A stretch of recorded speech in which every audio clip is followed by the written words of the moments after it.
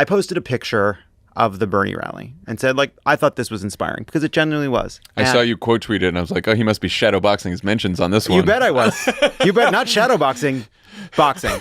But there was every reply under the book in the Sun to explain why it wasn't actually inspiring and actually quite bad. What? Yeah, just sort of like why is Bernie alone? Why aren't other Democrats doing this? Bernie's too old. Why isn't he with somebody else? This isn't... Sometimes I feel like we're running a political campaign with 5,000 people who like all have an equal say in the campaign all the time, and they're all strategists. But the thing about it, well, online, but the thing about it is like there was none of that feeling in the actual of course event. Because it's real life. And in real life, what was there at that event? It was very diverse, age, all demographics. And there were people there that have been Bernie fans forever. There were people there that had never been to a political rally before. They were all very excited to be there. They weren't checking to find out how long they'd been a Bernie backer, or if any Pete Buttigieg supporters had managed to sneak in, right? Like, none of that exists in the real world, right? There's nobody like, oh, you like Bernie. Do I hear high hopes in the background? You like Bernie now, but you were part of the DNC coup in Iowa in 2016. Yeah, that's like people people who are early into a band who scold you if you come to it later. It's like, that's not fun right, for anybody. Like the two positions can't be why isn't the Democratic Party embracing Bernie's message, and oh, sure, you like Bernie now, where were you before? It's like, well, those two things are in opposition. Sometimes our leftist friends don't build the biggest tent, and we all should just welcome people into the Bernie Club.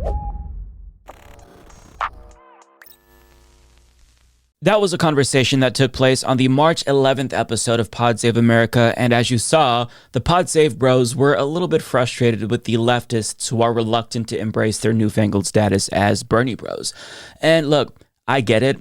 I think that gatekeeping is antithetical to movement building, and welcoming people to our side once we win them over is crucial. So I, for one, am happy to see so many Johnny-come-latelys finally give Bernie Sanders the credit that he deserves. But on the other hand, I'll admit that it is frustrating to see so many liberals like James Carville, Chris Murphy, and the Pod Save bros embrace Bernie Sanders now that it's too late. I mean, we had 2 chances to make this man the president of the United States, and a lot of people who are now embracing him were the same ones who were fighting the hardest to stop him. And that includes at least one of the Pod Save bros. For example, in 2018, ahead of Bernie's second presidential run, he was building public support for Medicare for All, and it reached new highs in terms of popularity. But all of a sudden, as journalist Lindsay Ballant points out, a nonprofit called United States of Care was founded by insurance industry advocates to stop the momentum that Bernie Sanders was building for Medicare for All. And one of the founders of this nonprofit is none other than Jon Favreau from Pod Save America. And the policy changes that this group was pushing for were good, but they were incremental and conveniently allowed for our corrupt for-profit system to remain in place. And these were the positions that ended up becoming mainstream in the Democratic Party. And now it's unclear if the party even supports a public option. This group does not support a public option. And as Lindsay Ballant goes on to explain, we don't hear much about this nonprofit anymore because they were materialized to do one job: kill momentum for Medicare for All, and they basically accomplished that goal. So I think things like this, in part, explains why there's still a lot of skepticism for the Pod Save bros in particular. I don't think that many Bernie bros hold animus towards their viewers, because those are obviously just regular working class people. But I think that these guys get the impression that the left is less welcoming than they are in actuality because of their personal experience. But I'd argue that's not really the case. Sure, they get criticism, but from my standpoint, the criticism that liberals get is mostly saved for liberal pundits and the Democratic Party insiders and consultants and strategists, not Democratic Party voters. But having said that, I think that even folks like them should be welcomed into the coalition, but there's going to be skepticism because of the role that they played in trying to suppress progressive momentum.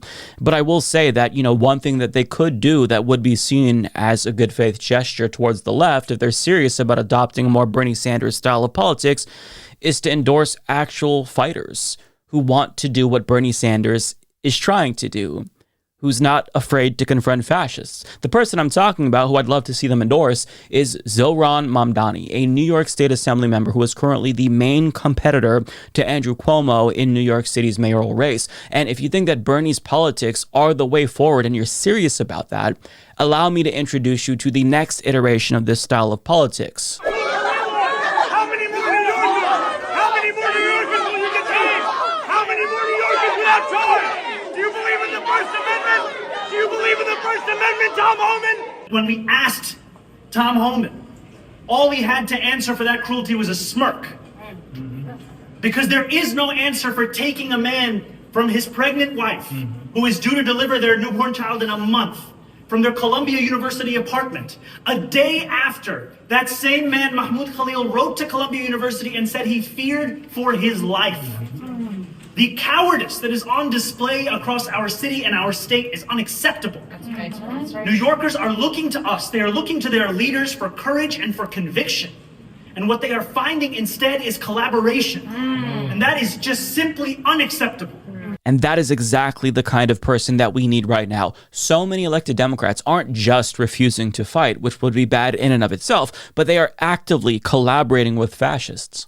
And the cowardice that he's calling out, this unwillingness to speak out for Mahmoud Khalil, who's a political prisoner of the Trump administration, is exactly the problem with modern day Democratic Party individuals. I'm talking about the electeds, not the voters.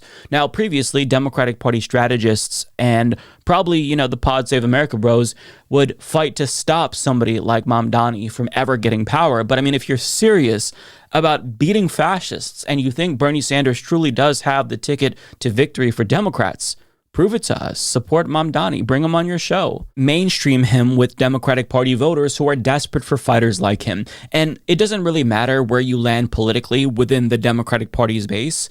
Most voters in this bloc understand that we need politicians who stand for something.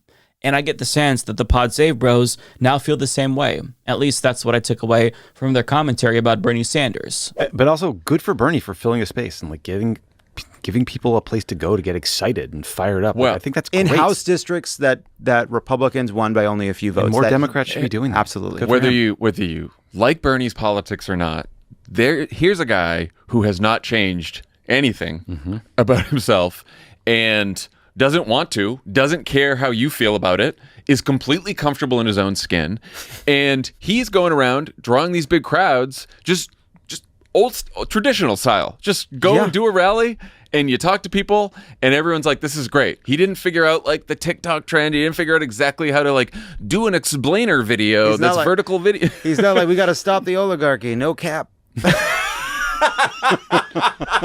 So that right there tells me that they understand that Bernie's politics, that's the way forward. So this is why I think that you should support candidates like Mamdani, because he is charting this path that Bernie Sanders has been charting for decades. Now, I know that John in particular doesn't agree with Bernie's politics. That's why he said that. And it's also why he co-founded a nonprofit to kill momentum for one of Bernie Sanders' signature policies. But despite that policy disagreement, I will say I appreciate them saying that authenticity matters, because that right there is recognition that something has to change. You can't do politics the way that consultants and strategists have trained modern day Democrats to do politics. It just doesn't work. It's outdated. And this is something that John himself, to his credit, pointed out in that same podcast by making this recommendation to Democratic Party politicians. For at least this year, just do your politics like you're not going to look at the reaction or you're not going to read advice. You're just doing it based on what you think and believe and how you feel about things. Just try it for a little bit. And I agree with that in theory, but the problem is that a lot of Democratic Party politicians don't have any core beliefs. For all intents and purposes, they are NPCs parroting the pre-programmed dialogue tree options given to them by their corporate donors. But that's where I think that this disconnect is coming from. John presumably isn't seeing that the reason why Bernie Sanders comes off as so authentic is because he hasn't been corrupted by corporate donors, because he doesn't have any. Now, juxtapose him with somebody like Kamala Harris, for example, and you begin to see why people felt like she didn't really stand for anything and why her campaign wasn't connecting. I mean, she was trying to be the president for everybody. And that sounds good, but when you dive in and you see why it's contradictory, you begin to understand why nobody really took her seriously. She wanted to be the president for CEOs and the president for workers at the same time. She wanted to be the president for moderate Republicans and liberal Democrats at the same time. That style of politics does not work. It's incoherent. I get that Democrats talk about how good it is that they have a big tent, but that's actually bad. They need to shrink the tent and actually have a coherent ideology that they fight for. People want politicians who stand for something, even if they don't necessarily agree with everything that these politicians are talking about. Just have thoughts of your own, and that will go a long way. I mean, if every thought that you have is filtered through pre-written talking points and pre-polled or focus group tested, nobody's going to believe that you have any unique thoughts of your own. They're just going to see you as another empty suit, willing to say whatever you think you need to say to get elected. And even Tim Walz recently came out and said that the campaign played it way too safe. And to their credit, the Pod Save Bros agreed with that sentiment. Tim Walz is right. They did play too safe. I mean, I remember when he was named as vice president, everyone was really excited to hear him do a bunch of interviews, and then he was bottled up for half the campaign, and that was obviously a mistake.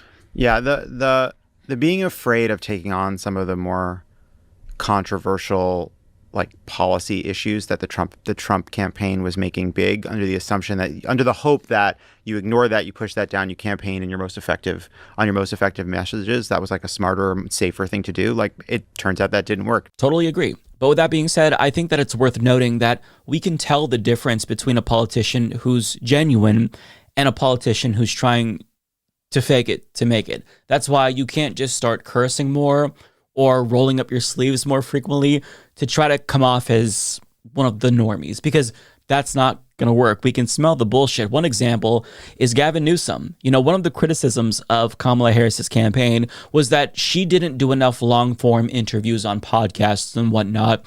And a lot of people thought that she avoided that because she didn't want her ideas to be challenged, which I think is true. But Gavin Newsom sees this, and what he takes away from that is, I should start my own podcast and exclusively platform right-wing fascists and agree with them on things. But that's not why people were criticizing Kamala Harris for not doing more long-form interviews. Not that the Pod Save Bros are defending Gavin Newsom. Just as an example, the reason why people thought that she should do more long-form interviews was because we wanted to hear more than just the same 8 pre-planned talking points that we heard over and over and over again. We wanted to know what she stood for, what were her individual beliefs. And the fact that you're able to memorize and recite more talking points than her doesn't convince anybody that you're more authentic, Gavin. Strategically pivoting to the center ahead of a presidential run doesn't scream authenticity. You just look like a fucking opportunist. And try as you might, you can't fake authenticity. So that's the point that I'm trying to make. In telling Democrats to be more authentic, I hope that the takeaway isn't, I'll just go off script more, but stick to, a general outline of what I want to say. No, just be humans. That's what we want. We want you to be human beings, not robots. Just tell me what you think. And if I disagree, I'll disagree. I'll tell you my thoughts, right? But don't be a fucking robot. That's the point that I want to drive home, because I think there's going to be a lot of politicians who are going to try to exploit this anti-establishment fervor that's building on the left now too. But we don't want a phony. We don't want a huckster. We want somebody who is genuine, like Bernie Sanders. You either have authenticity or you don't. But the reason why people crave it in the first place is because we want to know that you're as pissed off as we are. We want to know that you actually care about saving the country as much as we do. And that you're not just saying what you're saying to placate us, to position yourself for a run for a higher office in the future. We want you to be a human. That is what is missing. And it's not just about what you say, it's about what you do and what you plan to do and whether or not we think you're going to follow through on the things that you say you want to do. Because we've heard promises from politicians, and year after year, the country continues to circle the drain, and the best we get is some crumbs here and there, some incremental fixes around the edges. We want somebody who is going to come in with a bold, progressive agenda that has sincere beliefs about how to make the country better. And the reason why Bernie Sanders is resonating with so many people is because you can sense that this is what he wants. He has beliefs about how to make the country better. He's deeply troubled by what he's seeing in the country. In fact, in that same episode of Pod Save America, one of the hosts interviewed Bernie Sanders and told him that he sensed that there was this sort of gravity in his voice that he'd never heard before when talking about the danger that Trump poses, and Bernie explained why he's so scared in a really eloquent way. These are, the scariest times in my lifetime. That's all. I mean, I think that's objectively the truth. It is not just they want to give tax breaks to billionaires and cut programs for working people. Frankly, that's happened before. Yeah. But you combine that with the power of the oligarchy in general. It's not only the power of money, it's also combined with that the movement toward authoritarianism. And he's right. And you can sense the sincerity in his voice. So this is why so many people are flocking to Bernie Sanders again, and politicians like him, because he cares. He cares as much as we do. That's evident, which is something that you can't say about Democratic Party leaders like Hakeem Jeffries or Chuck Schumer and Ken Martin. Unlike most politicians, Bernie Sanders isn't doing what he does to get ahead. He's not doing the Fight the Oligarchy tour because there's something to be gained by it. He's too old to run for president, and he's not getting paid to do this, I'm sure. He's doing it because he's as desperate as we are to stop fascism. That is what we want. We want politicians to genuinely care. And he is giving Americans one more chance to try to understand that there is power in numbers and there's value in working class solidarity. And he explained this in that same interview. And I want to highlight that because what he says is very important. Because of the corrupt campaign finance system. If some Republican today stands up and says, you know what? I am not going to cut Medicaid in my district to give tax breaks to billionaires. You know what happens? The next day, Musk says, guess what, fella? We're going to primary you. I got endless amounts of money. You're in trouble. These guys are scared to death. They're scared to death of Musk. But we're going to have to force them to make a choice. They can be scared to death of Musk, or they can be scared to death of their own constituents. That's the choice we're going to give them. And that right there is a crucial message. He also pointed out at a different point in the interview that fascists like Elon Musk and Donald Trump, they want you to become demoralized. They want you to feel hopeless because when you stop resisting, that's when they really win. That makes their jobs easier. But what we have to do right now is recalibrate. Right now, since money buys elections, politicians are more responsive to their donors than they are to voters. So Bernie is trying the best that he can to change that dynamic, even if it might be too late. And thankfully, more Democrats who actually do care are following his lead. That includes individuals like Representative Alexandria Ocasio-Cortez, who is also planning to go to red districts to speak directly to the constituents of Republican members of Congress to offer them an alternative vision for the country. Now, this is what you have to do to cultivate working class solidarity among working people. It's something that works. And do you want to know how I know that it works? Because Fox News is already talking about this strategy, and they're trying to throw a wrench in their plans to bring working class people together. For example, Greg Gutfeld, he said that he doesn't know how somebody like AOC could even have a conversation with Republicans because of her hyperfixation on identity politics. Listen to what he says. Curious how you can have this fabled, honest conversation liberals always talk about when each conversation is terminated with those load-bearing phrases like racism, xenophobia, transphobia, sexist. How can you have a conversation? Let's say you go to a Republican area and you talk about their resistance to trans in sports. Where does that conversation lead? Do you immediately say what you always say? That's transphobic? Because that's not where the conversation ends. That's where it starts. It's not transphobic. It's common sense. Can she have that? The problem for the Dems is that whether it's border, DEI, or crime, the social justice lingo begins and ends with racist, racist, racist, racist. And this is a classic divide and conquer strategy that so many Democrats fall for. I'm looking at you, Greasy Gavin. Republicans are trying to bait Democrats into throwing their own constituents under a bus in order to debate them on their own terms. It's a pretty effective strategy, and I want to show you what I mean. So the ACLU has tracked more than 500 anti-LGBTQ plus bills across the country just in the 2025 legislative session alone. And when we respond by defending queer people from the erosion of their civil rights, the right subsequently accuses us of being obsessed with LGBTQ issues to the detriment of other issues, especially kitchen table issues. So they manufactured this situation where if Democrats stand down and let Republicans target this minority who's vulnerable, well, they piss off their base who rightfully feels abandoned, who expects more, who expects to be defended since they support this party. But if Democrats respond and they defend LGBTQ plus people from these attacks, well, then that's just proof that they care more about they/them than you and I, as the Trump ad puts it. Like, they're directly trying to pit working class people against each other. They're trying to create a lose-lose situation for Democrats. They're forcing Democrats to constantly play defense.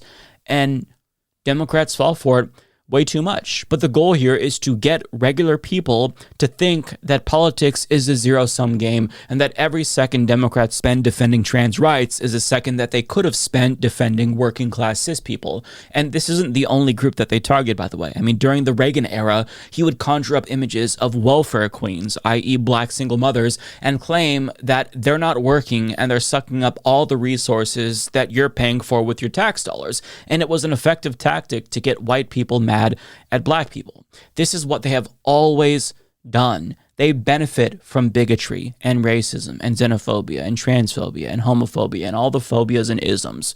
The goal is to pit working class people against each other and have them fight each other so that way they never see that their struggles are interconnected. Because if we're fighting each other, then nobody's going to pay attention to the people at the top robbing us blind. It's the oldest trick in the book. And do you want to know who warned us about this right-wing strategy decades ago? Bernard Sanders. If you are the Republican leadership, and this is what your goals are to give huge tax breaks to the very richest people in this country.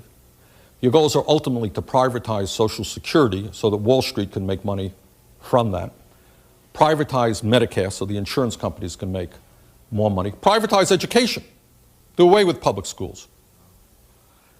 If those are your goals and you said that to the American people, you think you get a lot of lower. There are many members of the Congress today, Republicans, who not only will not raise the minimum wage, which is $5.15 an hour, you know what they will tell you, honestly? They believe in abolishing the minimum wage. Did you know that?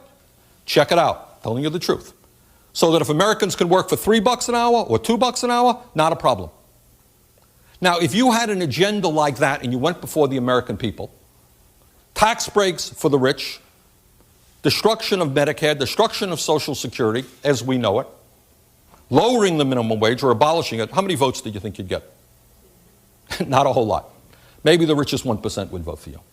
But that's not a lot of votes. So what do? I've got a problem. You package it. How do you package it? And here's, I want you to pay attention to me. What you do is divide people up. When you asked me your question, how do I get elected? I said, I try to bring people together. We fight for women's rights. We support the rights of minorities. We support the rights of workers. We bring the majority of people together. And occasionally, honest people will have differences of opinion. In this room, there will be differences of opinion. So on those issues, we bring people together. Now, what do the Republicans try to do? We divide people up by races. Affirmative action becomes one issue. All them black people are getting the jobs that we white people used to have. Split people, working class, white against black, instead of working together to create decent jobs for all. Those uppity women now, they want the right to choose. We'll split people on the abortion issue. We'll split people up on the gun issue. We'll split people up on religious issues. You follow what I'm saying? So you split people up, and then they end up, if you're a middle-class person, voting against your own interests, and the rich go laughing all the way to the bank.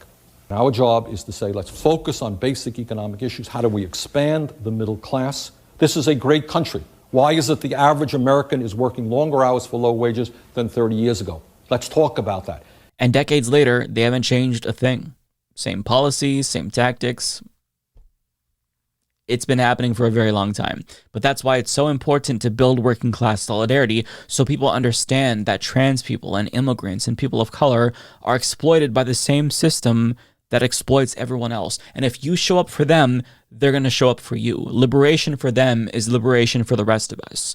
You have their back, they'll have your back. And the same is true for every other marginalized community. This is why there's so much power in Bernie Sanders' message, because it's antithetical to the divisive politics of fascists like Donald Trump. If working class people stop hating each other, they become a force to be reckoned with. It's why we have to counter racism with anti-racism. It's why we have to fight intolerance with tolerance. Explain to working class people that trans people aren't the enemy. Fostering this kind of unity is exactly what Bernie Sanders and leftists like myself are trying to do, because that is the antidote to fascism. So I appreciate that so many people, including the Pod Save Bros, are coming around to Bernie Sanders' politics. You know, it's more moral, it's more persuasive, it's just better politics than whatever corporate Democrats have been doing now for decades. If you want Democrats to win, you opt for that. And listen, they want Democrats to win. I want fascists to lose. There's no reason why we shouldn't be working together. I get that liberals and leftists don't always see eye to eye because we have fundamental disagreements on policy and worldviews. But I think that to defeat fascism, it is necessary that we form a coalition to stop fascism. And all that I ask is that liberals help us once in a while, do what they can to help politicians like Mamdani when they still have the chance to attain power, not after it's already too late, when the threat that they pose to the system, the establishment, is no longer there. So help us help you, and maybe we'll be able to crush these fascist fucks once and for all and actually save the country.